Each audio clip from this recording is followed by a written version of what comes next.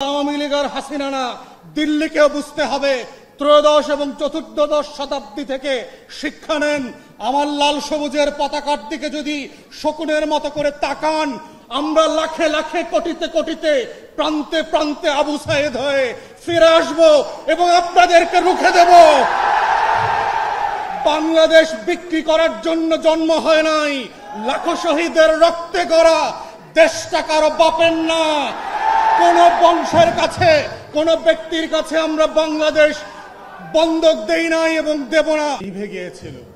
আমায় প্রশ্ন করে নীল ধ্রুব তারা। জুলাইয়ের কর্মীরা, জুলাইয়ের যোদ্ধারা হচ্ছে বাংলাদেশের লাল সবুজের পতাকার বুকে এক একটা নীল ধ্রুব তারা,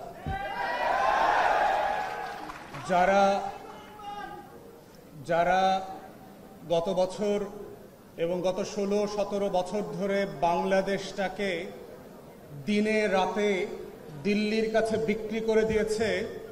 তাদের বিরুদ্ধে যারা লড়াই করবার জন্য আসমান থেকে আবাবিলের মতো লাখে লাখে নাজিল হয়েছিল, আবু সাইদের মতো বুক পেতে দিয়েছিল, মুগ্ধের মতো পানি বিতরণ করতে করতে বলেছিল, যে নামেই আপনি আসেন কোন শকুনের চোখকে বাংলাদেশ মেনে নেবে না। আপনি আওয়ামী লীগ নামে আসেন, আমরা আওয়ামী লীগ প্রতিহত করব। আপনি শেখ হাসিনার নামে আসেন, আমরা শেখ হাসিনাকে প্রতিহত করব। আপনি দিল্লির নামে আসেন, আমরা দিল্লিকে প্রতিহত করব। দিল্লিকে পরাজিত করার ইতিহাস বাংলাদেশের শাসকদের আছে। তাই শুধু আওয়ামী লীগের হাসিনা না, দিল্লিকেও বুঝতে হবে। ত্রয়োদশ এবং চতুর্দশ শতাব্দী থেকে শিক্ষা নেন। আমার লাল সবুজের পতাকার দিকে যদি শকুনের মতো করে তাকান, আমরা লাখে লাখে কোটিতে কোটিতে প্রান্তে প্রান্তে আবু সাইদ হয়ে ফিরে আসব এবং আপনাদেরকে রুখে দেব। বাংলাদেশ বিক্রি করার জন্য জন্ম হয় নাই, লাখো শহীদের রক্তে গড়া দেশটা কারো বাপের না। কোন বংশের কাছে, কোন ব্যক্তির কাছে আমরা বাংলাদেশ বন্ধক দেই নাই এবং দেব না।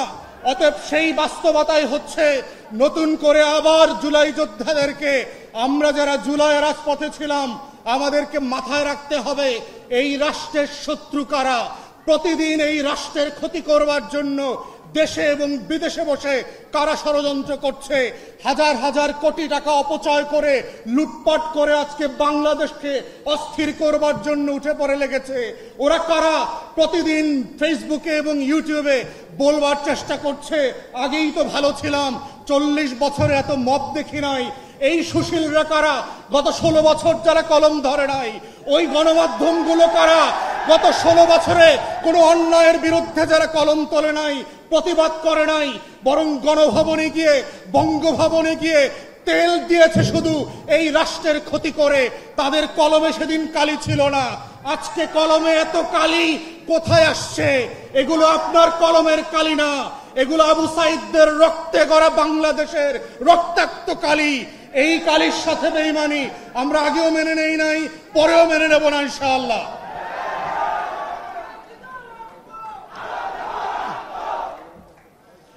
এখন প্রশ্ন হচ্ছে, 1 বছর পরে জুলাই যোদ্ধাদের কাজ কি? আজকে কি প্রায়োরিটি আমার রক্ত দেয়া, না রক্তে পাওয়া বাংলাদেশটাকে নতুন করে গঠন করা? আজকের প্রায়োরিটিটা কি? দেখেন, এক্সাম্পল দেয় ইতিহাস থেকে। দ্বিতীয় বিশ্বযুদ্ধের পরে যাদের নেতৃত্বে ব্রিটেন এবং ইউরোপ এবং ওয়েস্টার্ন ফোর্সেস যুদ্ধে জিতল, সেই Winston Churchill, British prime minister, যুদ্ধের পরের যে নির্বাচন ছিল, সেই নির্বাচনে 45 সালে তিনি হেরে গেলেন। তাহলে যার নেতৃত্বে যুদ্ধ হলো, যার নেতৃত্বে দেশ জিতল, সেই লোক এবং সেই দলটা পরবর্তী নির্বাচনে কেন হেরে গেলেন? 45 সালে ব্রিটিশ হিস্ট্রিতে Labour Party for the first time landslide victory নিয়ে ক্ষমতায় এসছে। কি কারণ ছিল? তাহলে যুদ্ধে বিজয় হওয়া একটা জিনিস, আর বিজিত রাষ্ট্রকে গঠন করবার লড়াইটা হচ্ছে আর একটা জায়গা। তাই জুলাই যোদ্ধাকে বুঝতে হবে, গত বছরের যে লড়াইটা আমার ছিল, সেই লড়াইটা 25-এ ভিন্নভাবে করতে হবে, 26-এ আর একভাবে করতে হবে। এবং এই লড়াইটা করতে করতে কিভাবে নতুন বাংলাদেশকে গড়তে হবে, সেই জায়গাটা আজকে জুলাই যোদ্ধাদেরকে বুঝতে হবে।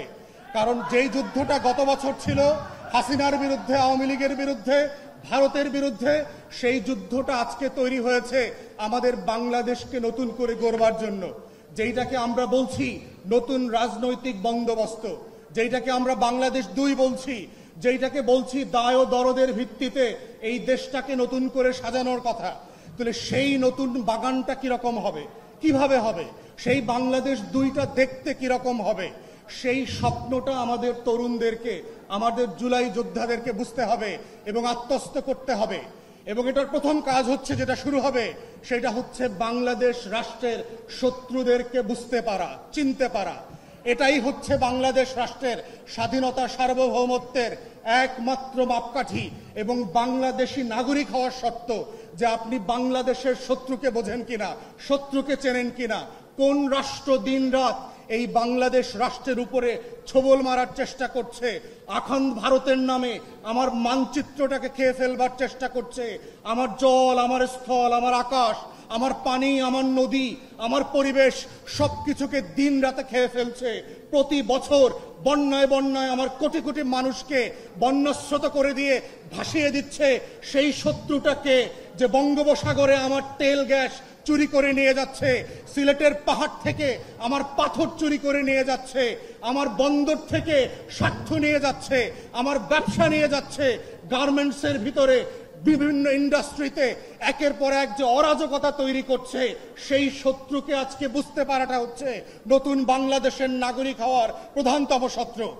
এবং শর্তটা পূরণ করতে হবে জুলাই যোদ্ধাদেরকেই। এবং শুধু ভারত না, ভারতের দালাল শত্রুদেরকে বুঝতে হবে, কারা কারা প্রত্যেক দিন ভারতের হয়ে বাংলাদেশে আমাকে আপনাকে বিভ্রান্ত করে, ভারতের পক্ষে কথা বলে, ভারতের বুদ্ধিজীবিতা করে, দিল্লির গোলামি শেখায়, দিল্লির চোখ দিয়ে বাংলাদেশকে দেখা এবং দুনিয়াকে দেখতে শেখায়। এই যে পলিটিক্যাল ডিসকোর্স আছে, এই বয়ানটাও জুলাই যোদ্ধাদেরকে আজকে ভালোভাবে বুঝতে হবে। এবং দেখেন, প্রত্যেক দিন পত্রিকায় পড়েন, মনে হচ্ছে বৈষম্য বিরোধী ছাত্র আন্দোলনের ছেলেমেয়েরা দেশের সব কিছু লুটপাট করে খেয়ে ফেলছে। দেখলে মনে হইতেছে বাংলাদেশে আর কোনো ইবলিস ছিল না 24-এর আগে, সব ফেরেশতা ছিল, 24-এ সব ইবলিস হয়ে গেছে। ঠিক উল্টা গল্পটা শেখাচ্ছে। মাদকের ব্যবসায় কে দায়ী? সমন্বয়ক দায়ী। চাঁদাবাজি করতেছে কে? সমন্বয়ক করতেছে। তদবির করতেছে কে? সমন্বয়ক করতেছে। অতএব এই যে নতুন অভ্যুত্থানের নেতা কর্মীদেরকে শত্রু বানানোর রাজনীতি চলছে, অতএব এই জুলাই যোদ্ধাদেরকে বুঝতে হবে সেই শক্তিগুলো কারা, সেই গণমাধ্যমগুলো কারা, যারা দিল্লির বয়ান কায়েম করবার চেষ্টা করছে, বাংলাদেশকে যারা নতুন করে স্বাধীন করেছে, সেই স্বাধীনতার নায়কদেরকে প্রত্যেক দিন প্রত্যেক রাতে বাংলাদেশের শত্রুতে পরিণত করছে, দেশের জনগণের মুখোমুখি দাঁড় করানোর চেষ্টা করছে।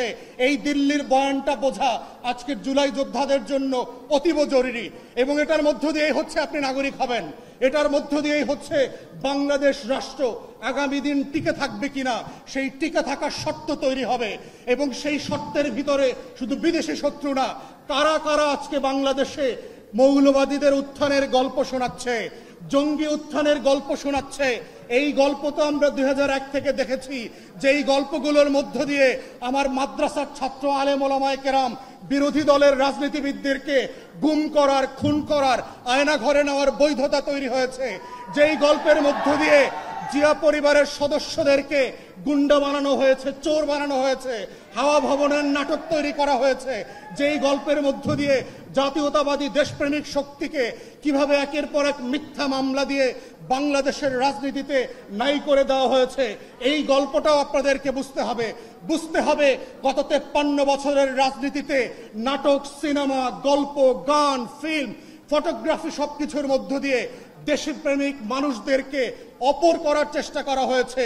যারাই দিল্লির আধিপত্যবাদ মানছে না, তাদেরকে জঙ্গি ট্যাগ দেওয়া হচ্ছে, তাদেরকে মৌলবাদী বানানো হচ্ছে, তাদেরকে হাওয়া ভবন বানানো হচ্ছে, তাদেরকে দেশের শত্রু বানানো হচ্ছে, তাদেরকেই পশ্চিমের কাছে গিয়ে বলা হচ্ছে বাংলাদেশে নাকি দক্ষিণপন্থীদের, মৌলবাদীদের উত্থান ঘটছে। এই চক্রান্ত হচ্ছে দিল্লির আলাপ এবং কলকাতার বয়ান। এই চক্রান্ত আমরা 2001 থেকে বারবার দেখেছি। বাংলাদেশের দেশপ্রেমিক শক্তিকে, গণ অভ্যুত্থানের পক্ষের শক্তিকে, জাতীয়তাবাদী শক্তিকে কিভাবে নাই করে দেবার বয়ান এবং বৈধতা তৈরি করেছে। তাই আজকে যারা জুলাই যোদ্ধা ছিলেন, আপনাদেরকে বুঝতে হবে সেই শত্রুরা কারা, কারা কারা গণমাধ্যমে বসে পুরাতন বাংলাদেশের বন্দোবস্তকে ফিরায় নিয়ে আসার চেষ্টা করছে, কারা কারা প্রত্যেক দিন রাতে টকশোতে বসে জুলাইয়ের বিরুদ্ধে মতামত তৈরি করছে। আগেই তো বেশ ভালো ছিলাম, এমন দেশ কি চেয়েছিলাম যেই দেশ আমাকে দিল্লি থেকে নতুন করে স্বাধীন করেছে। অতএব সেই বাংলাদেশটা কোথায়? সেই বাংলাদেশটার আকাঙ্ক্ষাকে নতুন করে ধারণ করবার জন্য শত্রু আইডেন্টিফাই করা খুবই জরুরি। এবং তরুণদেরকে, শিক্ষার্থীদেরকে, তরুণীদেরকে, যারা শহীদ পরিবার, আহত পরিবার আছেন, আগামী দিনের বাংলাদেশ থাকবে কি থাকবে না এটা শর্ত হচ্ছে সেখানে। দ্বিতীয়ত হচ্ছে সংস্কারের আলাপ। আমরা যখন নতুন বাংলাদেশের গল্প বলছি, এই বাংলাদেশটা কেমন হবে সেটা ডিপেন্ড করছে আমরা কেমন বাংলাদেশ চাই। আমরা কি চাই রাজনৈতিক দলগুলো যেভাবে গত 53 বছর ধরে বাংলাদেশটাকে লুটপাটের বিনিময়ে বিক্রি করে দিয়েছে, আমরা কি এমন বাংলাদেশ চাই যেই বাংলাদেশ থেকে $250 বিলিয়ন লুটপাট হয়ে গেছে? আমরা কি সেই বাংলাদেশ চাই যেখানে 40টা ব্যাংক রেড জোনে চলে গেছে? আমরা কি সেই বাংলাদেশ চাই যেই দেশে 800 গুমঘর তৈরি হয়েছে, আয়নাঘর তৈরি হয়েছে? আমরা কি সেই বাংলাদেশ চাই পুলিশ, গোয়েন্দা সংস্থা, র্যাব রাতের 2টায় 3টায় গিয়ে আমাকে আপনাকে বাসা থেকে উঠায় এনে বুড়িগঙ্গায় লাশ হিসেবে ডুবায় দেবে, পাথর চাপা দেবে? আমরা কি সেই বাংলাদেশ চাই যেই বাংলাদেশে ভোট হবে না, গণতন্ত্র হবে না? আমরা কি সেই বাংলাদেশ চাই যেই বাংলাদেশে এক বংশ এবং এক পরিবারের শাসন কায়েম হবে? আমরা কি সেই বাংলাদেশ চাই মসজিদে নামাজ পড়া অবস্থায় ধরে এনে গুম ঘরে পাঠিয়ে দিয়েছে, হাজার হাজার লাশের কবর পাওয়া যায় নাই? আমরা কি রায়ের বাজারের বধ্যভূমির সেই বাংলাদেশ চাই? আমরা কি সেই বাংলাদেশটা চাই যেই বাংলাদেশে আজাদির গল্প বললে দিল্লি আপনাকে শত্রু আর জঙ্গি বানাবে? আমরা কি সেই বাংলাদেশটা চাই যেই বাংলাদেশে নারীকে নারীর মতো করে সম্মান না দিয়ে ভোগ্যপণ্যের মতো ট্রিট করা হবে? আমরা কি সেই বাংলাদেশটা চাই যেই বাংলাদেশ আমার আপনার জীবন থেকে 17টা বছর কেড়ে নিয়ে গেছে? আমরা কি সেই বাংলাদেশ চাই ঘুম থেকে উঠবার আগে আপনি জানবেন যে ভোট হয়ে গেছে? আমরা কি সেই বাংলাদেশ চাই যেই বাংলাদেশের আমলারা প্রত্যেক দিন এবং প্রত্যেক রাতে আমাদেরকে তাল গাছ দেখায়? আমরা কি সেই বাংলাদেশ চাই যেই বাংলাদেশের সশস্ত্র বাহিনী 17টা ঘোড়া নিয়ে দিল্লির কাছে বাংলাদেশ বিক্রি করে দিয়ে আসছে? আমরা কি সেই বাংলাদেশ চেয়েছিলাম যেই বাংলাদেশে আমি আপনি অপর হিসাবে বাস করব? না নতুন বাংলাদেশটা আসলে আমার স্বপ্নের বাংলাদেশ হবে, যেই বাংলাদেশে আমার আজাদির লড়াই, আমার 71-এর ঘোষণাপত্র সাম্য, মানবিক মর্যাদা এবং সামাজিক সুবিচারের ভিত্তিতে একটা বৈষম্যহীন বাংলাদেশ উপহার দেবে, যেই বাংলাদেশ সবার হবে, চাকমার হবে, মারমার হবে, পাহাড়ির হবে, বাঙালির হবে, অবাঙালি উর্দুভাষীর হবে, হরিজন সাঁওতালের হবে, নারী এবং পুরুষের হবে, মুসলমান এবং হিন্দুর হবে, বাঙালি এবং অবাঙালি সবাই মিলে যে রাষ্ট্র গড়বার স্বপ্ন ছিল শত শত বছরের এই জমিনের আজাদির লড়াইয়ের বাংলাদেশ, সেই বাংলাদেশটাই হচ্ছে বাংলাদেশ 2। সেই বাংলাদেশটাই হচ্ছে জুলাই আগস্টের গণ অভ্যুত্থানের বাংলাদেশ। ওই বাংলাদেশটাকে আমরা ফেরত চাই, যেই বাংলাদেশে সেবা এবং সমস্যা সমাধানের রাজনীতির মধ্য দিয়ে আমরা একটা নতুন বাংলাদেশ গড়ব। বারে বারে যেন আমাকে রাস্তায় এসে লড়াই করে রক্ত দিতে না হয়। আমরা যেন সেই বাংলাদেশটা চাই, এটাই যেন শেষ গণ অভ্যুত্থান হয়। যদি রাজনৈতিক দলগুলো এই বাস্তবতা না শুনে, এই বাস্তবতা মেনে না নিয়ে তার খাসলত পরিবর্তন না করে, তাহলে মনে রাখবেন জুলাই ঘোষণাপত্র আর জুলাই সনদের মধ্য দিয়ে আগামী দিনের নতুন গণ অভ্যুত্থানের ইশতেহার দেওয়া হবে নতুন বাংলাদেশ গড়বার জন্য। এই বাংলাদেশ যদি ফিরে না আনেন, আবারও লাখে লাখে, কোটিতে কোটিতে আবাবিলরা আবু সাইদ আর মুগ্ধের মতো রাস্তায় নেমে আসবে। আমরা চাই রক্ত দেবার এই রাজনীতি যেন শেষ হয়ে যায়, দেশ গঠনের রাজনীতি ফিরে